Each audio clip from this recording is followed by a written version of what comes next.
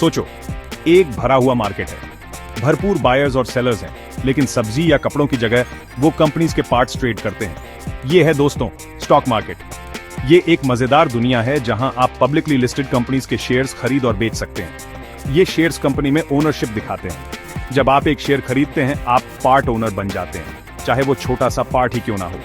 सोचो जैसे आप अपने फेवरेट पिज्जा प्लेस का एक पीस खरीद रहे हैं। जैसे जैसे पिज्जा प्लेस ज्यादा पैसे कमाता है, आपके पीस की वैल्यू बढ़ती है, और अगर पिज्जा प्लेस अच्छा नहीं चलता तो आपके पीस की वैल्यू कम हो सकती है। स्टॉक मार्केट भी ऐसे ही काम करता है। शेयर प्राइसेस ऊपर नीचे होते रहते हैं, कंपनी परफॉर्मेंस और मार्केट सेंटिमेंट के हिसाब से।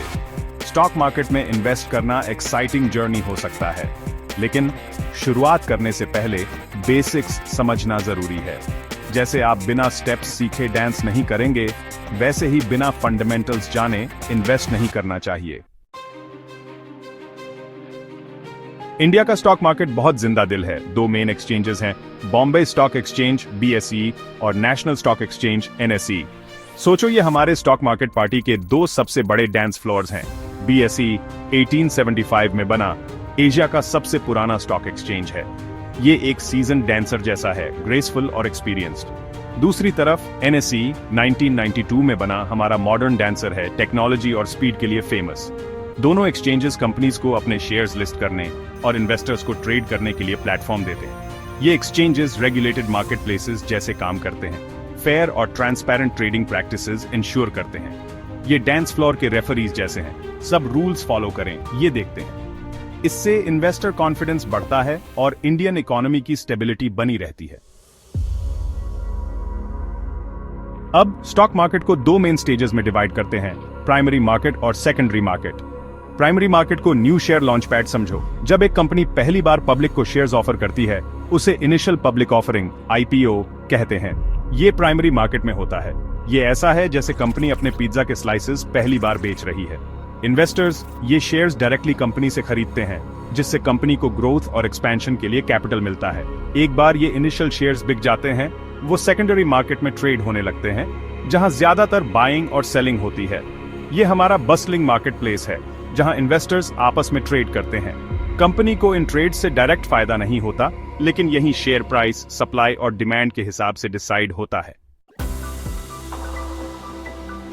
शेयर प्राइसेस डांस मूव्स जैसे होते हैं, लगातार हिलते डुलते रहते हैं मार्केट फोर्सेस के हिसाब से। लेकिन क्या चीज उन्हें मूव कराती है? एक डांस कंपटीशन इमेजिन करो। जितना पॉपुलर डांसर, उतने ज्यादा लोग चीयर करते हैं। वैसे ही अगर कंपनी अच्छा परफॉर्म करती है, ज्यादा इन्वेस्टर्स उसके शेयर्स खरीदना चाहते हैं, जिससे प्राइस बढ़ता है। कंपनी प्रॉफिट्स, इंडस्ट्री ट्रेंड्स और इकोनॉमिक कंडीशंस, ये सब इन्वेस्टर सेंटिमेंट और शेयर प्राइसेस को इन्फ्लुएंस करते हैं। उल्टा नेगेटिव न्यूज या खराब कंपनी परफॉर्मेंस से सेलिंग प्रेशर बढ़ सकता है, जिससे प्राइस नीचे गिरता है।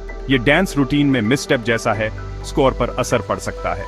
बायर्स और सेलर्स के बीच के इस पुश और पुल से शेयर प्राइसेस में फ्लक्चुएशंस आते हैं। अब बात करते हैं स्टॉक मार्केट से प्रॉफिट कैसे कमा सकते हैं। दो मेन तरीके हैं, डिविडेंड्स और कैपिटल गेन्स।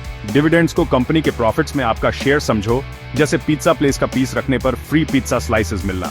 कंपनीज अपने अर्निंग्स का कुछ हिस्सा शेयर होल्डर्स को डिविडेंड्स के रूप में देती है। ये क्वार्टरली या एनुअली पे किए जाते हैं। दूसरी तरफ कैपिटल गेन्स तब मिलते हैं जब आप अपने शेयर्स खरीदे हुए प्राइस से ज्यादा प्राइस पर बेचते हैं। ये ऐसा है जैसे आप अपने पिज्जा प्लेस के पीस को खरीदे हुए दाम से ज्यादा में बेच रहे हैं। याद रखें, स्टॉक मार्केट एक लॉन्ग टर्म गेम है।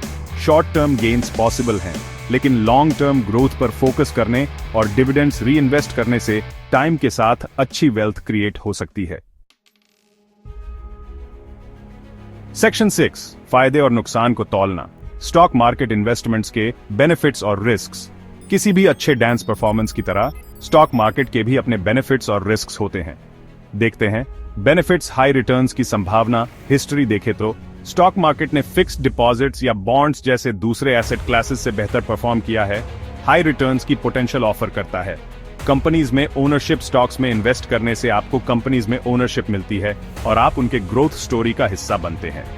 Liquidity. Stocks generally real estate जैसे दूसरे इन्वेस्टमेंट से ज्यादा लिक्विड होते हैं, मतलब आप इन्हें रिलेटिवली क्विकली खरीद या बेच सकते हैं। Risks market volatility, share prices short term में काफी फ्लक्चुएट कर सकते हैं, जिससे पोटेंशियल लॉसेस हो सकते हैं।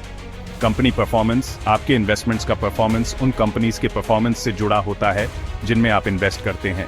Economic factors, inflation, interest rates और गवर्नमेंट पॉलिसीज जैसे broader economic factors stock market returns को इंपैक्ट कर सकते हैं। सेक्शन 7, शुरुआत करना, इन्वेस्टमेंट के लिए बिगिनर्स गाइड। इन्वेस्टमेंट जर्नी शुरू करने के लिए तैयार हैं? ये रहा step by step guide. 1 demat और ट्रेडिंग अकाउंट खोलें। ये स्टॉक मार्केट में एंटर करने के लिए आपके डांस शूज और कॉस्ट्यूम जैसे हैं। शेयर्स इलेक्ट्रॉनिकली होल्ड और ट्रेड करने के लिए आपको इन अकाउंट्स की जरूरत होगी। कई बैंक्स और ब्रोकरेज फर्म्स ये सर्विसेज ऑफर करते हैं। 2, रिसर्च करें और इन्वेस्टमेंट्स चुनें। क्राउड के पीछे मत भागो। कंपनीज की अच्छी तरह रिसर्च करें, उनके बिजनेस मॉडल समझें और इन्वेस्ट करने से पहले उनके फाइनेंशियल परफॉर्मेंस को एनालाइज करें। 3, छोटे से शुरू करें और डाइवर्सिफाई करें। सारे अंडे एक ही टोकरी में मत रखो। रिस्क कम करने के लिए डिफरेंट कंपनीज, सेक्टर्स और एसेट क्लासेस में अपने इन्वेस्टमेंट्स डाइवर्सिफाई करें। 4, लॉन्ग टर्म के लिए इन्वेस्ट करें। याद रखें, स्टॉक मार्केट कोई गेट रिच क्विक स्कीम नहीं है। पेशेंस और लॉन्ग टर्म पर्सपेक्टिव सक्सेस के लिए जरूरी है। 5, इन्फॉर्म्ड रहें। मार्केट ट्रेंड्स, इकोनॉमिक न्यूज और कंपनी अनाउंसमेंट्स जो आपके इन्वेस्टमेंट्स को इंपैक्ट कर सकते हैं, उनके बारे में अपडेटेड रहें। Section 8, SEBI, Indian stock market का गार्जियन।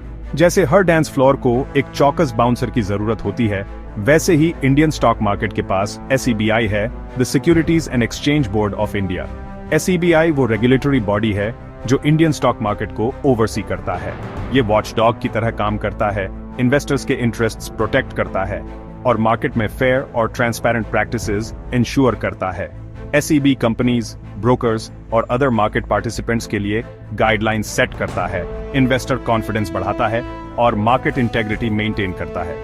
SEB रेगुलेशंस और गाइडलाइंस के बारे में अवेयर होना जरूरी है ताकि आप लॉ के फ्रेमवर्क के अंदर सेफली और रिस्पॉन्सिबली इन्वेस्ट कर सकें। सेक्शन 9, कंक्लूजन, बेहतर भविष्य के लिए समझदारी से निवेश। एक कैप्टिवेटिंग डांस की तरह स्टॉक मार्केट डायनामिज्म और पोटेंशियल से भरा है। इसकी इंट्रिकेसीज समझना स्टॉक एक्सचेंजेस के रोल्स से लेकर शेयर प्राइसेस को ड्राइव करने वाली फोर्सेस तक इन्फॉर्म्ड इन्वेस्टमेंट डिसीजंस लेने के लिए जरूरी है। याद रखें, स्टॉक मार्केट में इन्वेस्ट करना एक जर्नी है, स्प्रिंट नहीं। इसके लिए पेशेंस, डिसिप्लिन और कंटिन्यूअस लर्निंग चाहिए।